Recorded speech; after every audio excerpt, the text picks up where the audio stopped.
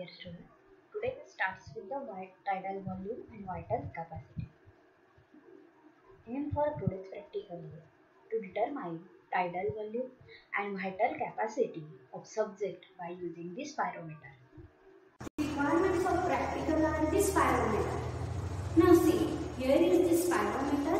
In that the spirometer, there is the one of the water jacket. Is this water jacket filled with the 3/4.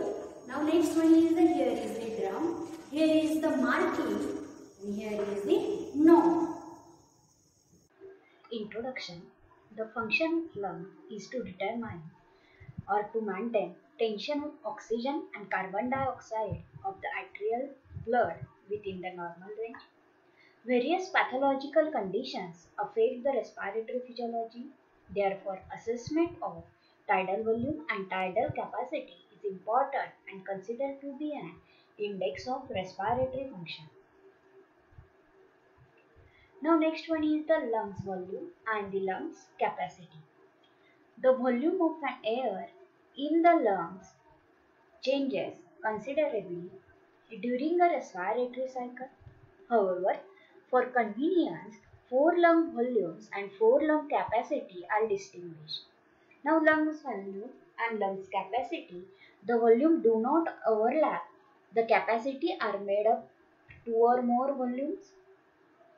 Now first one is the maximum inspiratory level, second one is the resting inspiratory level, third one is resting expiratory level, maximum expiratory level. Standard abbreviations used one can be maximum effort taken in more air or expel more air. The term lung volumes refer to the non-overlapping subdivisions or fractions of the total lung air, while the term capacity refers to combination of 2 or more lungs volumes. Now first one is the lung volume. In that first one is tidal volume, or it is abbreviated as the TB. It is the amount of air that moves into the lungs with each inspiration during normal quiet breathing, and its amount to about 500 ml. Next one is the inspiratory reserve volume, which is abbreviated as IRV. It is the extra volume of air that can be inspired over and above the normal tidal volume with the maximum effort, and it amount to about 2500 ml.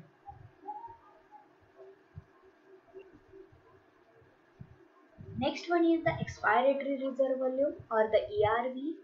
It is the extra amount of air that can be expelled by forceful expiration from the spontaneous end respiratory point, that is over and above the normal tidal expiration. Its amount to about 1100 ml. This term reserve in these two volumes means this: during quiet breathing, we take in 500 ml air and breathe out 500 ml air. In addition to this 500, one can with maximum effort take in more air or expel more air. Next one is the residual volume. It is the volume of air that remains behind in the lungs after a maximal voluntary expiration. Its amount to 1100 ml. The lungs cannot be emptied out completely of air even with maximum effort, because as the pressure outside small air passage increases, they are compressed and thus block the flow of air out of the lungs. Next one is the lung capacity. In that first one is the vital capacity, or the VC, which are force vital capacity, FVC, force expire or expiratory volume, which is FEV. It is the largest volume of air a person can expel from the lungs with maximum effort after first filling the lungs fully by a deepest possible inspiration, and the amount is 3.5 to 5.5 liters. Next one is inspiratory capacity. It is the maximum amount of air that a person can breathe in with maximum effort, starting from the normal and expiratory point. Its amount to about 3000 ml. 3000 ml, it means the IRV plus TV. It gives the 3000 ml. Now functional residual capacity or FRC. This is the amount of air remaining in the lungs at the end of a normal expiration, and its amount is total about 2500 ml. It means that it is the addition of ERV plus RV. Now total lung capacity or the TLC. It is the volume of air that is present in the lungs at the end of the deepest possible inspiration. It is a measure of VC plus RV and amounts to be 4500 to 6000 ml. Next one is the spirometry. This spirometry is consist of double-walled metal cylindrical chamber having an outer container filled with the water in which a light metal glass bell of 6 liter capacity floated. The bell is attached on its upper surface to a chain which passes over a graduated frictionless pulley. The pulley bears a spring-mounted indicator needle that moves with the pulley and indicates the volume of air present in the bell. The gas bell is counterpoised by a weight attached to the other end of the chain. This weight allows a smooth up and down movement of the bell. Now see, here is the outer jacket filled with the 3/4 of the water. Now belly, here is the pulley. The inlet tube through which air moves into or out of the bell is corrugated canvas rubber tubing bearing a mouthpiece. When air is blown into the inlet tube, it raises the bell, the water acting as an airtight seal. Next one is the procedure. Now firstly, select one healthy subject for demonstration. Bring the bell to a slower position by gentle pushing it down. Adjust the pointer needle at 0, which indicates that the bell is completely empty. Make the subject to sit comfortably. Now next one is measurement of vital capacity. After normal breathing for 1 minute, ask the subject to breathe as deeply and forcefully as possible to fill the lung. Ask him or her to close the nostril with a thumb and fingers and hold the mouthpiece firmly between the lips. In this position, ask to expel all the air with maximum effort into the spirometer. Now measurement of tidal volume. Ask the subject to breathe normally. Ask him or her to close the nostril with a thumb and finger and hold the mouthpiece firmly between the lips.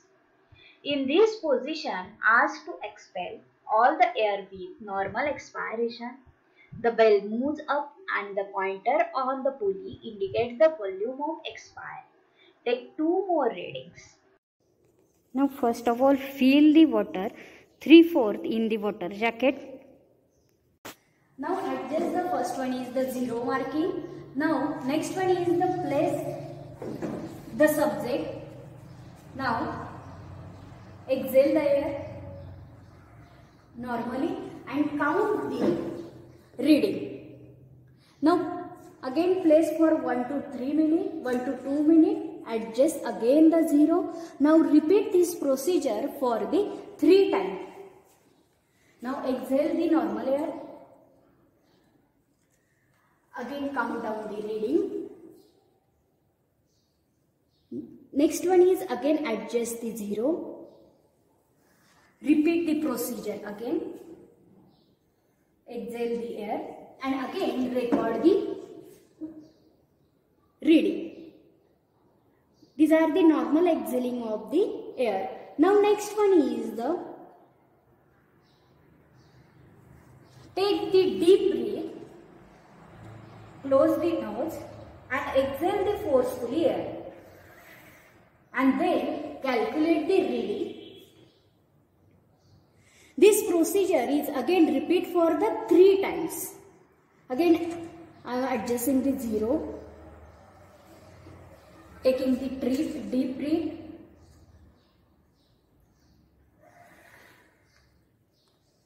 Now take the reading. Again adjustment of the 0. Now again take the deep breath and take the reading. Now next one is again adjust with the 600, 5000 or the 600. Now then inhale the air forcefully. Again take the reading and take reading of the 3 times. Now again I am adjusting the 600, 6000 and inhaling the air. Again take the reading. Now again adjusting the 6000 and again inhaling last time.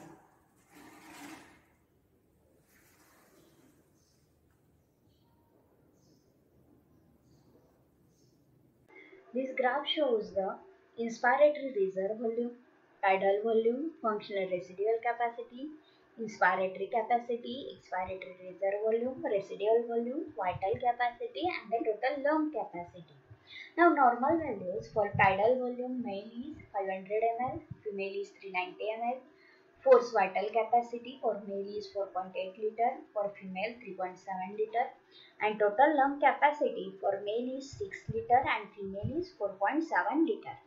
Now this is the observation.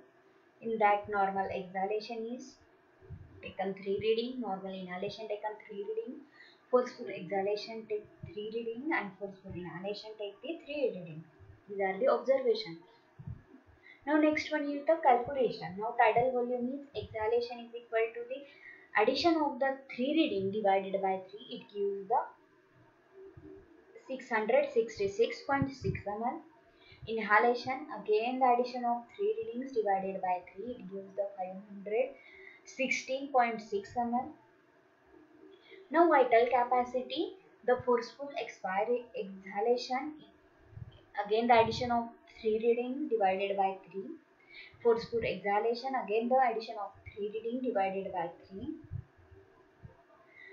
Vital capacity is equal to the TV, tidal volume, inspiratory reserve volume, expiratory reserve volume is equal to the vital capacity and it gives vital capacity is the 3.8 liter or 3849.3 ml.